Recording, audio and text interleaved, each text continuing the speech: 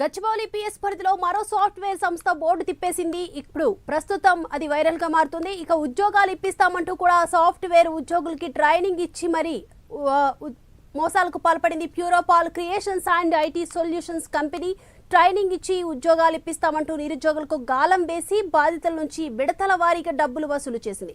ఒక్కొక్కరి నుంచి 2 లక్షల నుంచి 2,50,000 వరకు వసూలు చేసింది.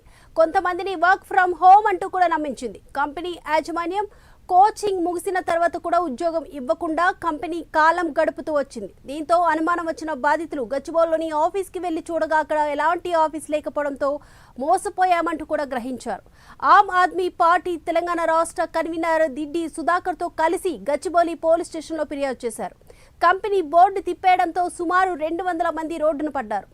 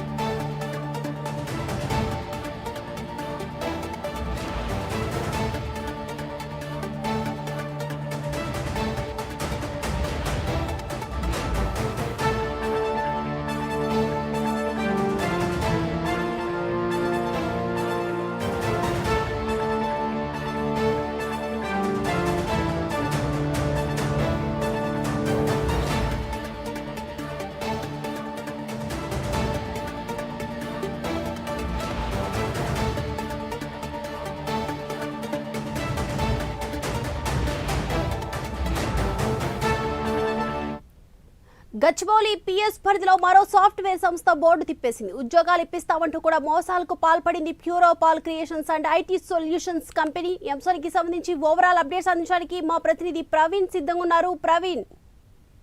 దీపిక, అయితే గచ్చిబౌలి పోలీస్ స్టేషన్ పరిధిలో మరో సాఫ్ట్వేర్ కంపెనీ అయితే బోర్డు తిప్పేసిందని తెలుస్తుంది. అయితే ఉద్యోగాలు ఇప్పిస్తామంటూ మోసాలకు కూడా పాల్పడినట్టుగా తెలుస్తుంది.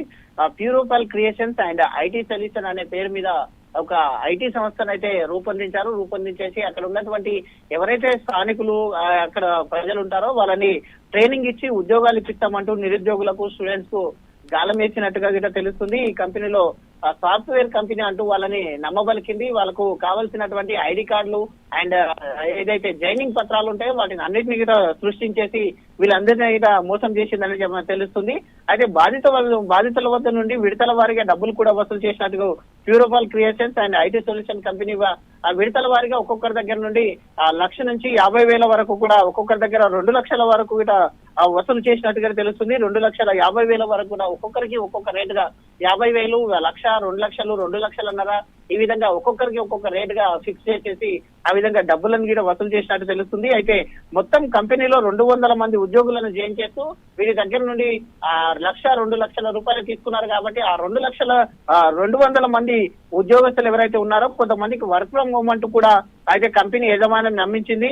కోచింగ్ ముగించిన తర్వాత కూడా 6 నెలల కోచింగ్ ఉంటుందని చెప్పేసి అక్కడ క్రియేట్ చేసిన క్రమం లోపల కోచింగ్ తర్వాత కూడా జాబ్ ఎప్పుడు వస్తుందంటూ ఫోన్ లో సంప్రదించక రేపు మాపు ఆయన దాటవేస్తున్న క్రమం లోపలనే అక్కడ ఉన్నటువంటి సంస్థకు వీళ్ళకు ఎవరైతే ఉన్నారో వాళ్ళు డౌట్ వచ్చిన తర్వాత సంస్థ దగ్గరికి వెళ్లి చూడగా ఆ సంస్థ మొత్తం అక్కడ బోర్డు తిప్పేసినట్టు తెలుసుకోవడంతో అయితే వీళ్ళందరూ మోసపోయామంటూ కూడా అయితే వీళ్ళందరూ కలిసేసి ఆమ్ ఆద్మీ పార్టీకి చెందిన తెలంగాణ రాష్ట్ర కన్వీనర్ డాక్టర్ దిడ్డి సుధాకర్ రెడ్డితో కలిసేసి వీళ్ళందరూ కూడా అయితే గచ్చిబౌలి పోలీస్ స్టేషన్ లో పోయేసి కంప్లైంట్ కూడా ఇవ్వడం జరిగింది.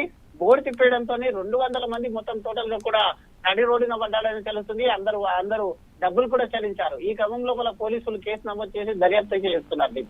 Right, thank you Praveen.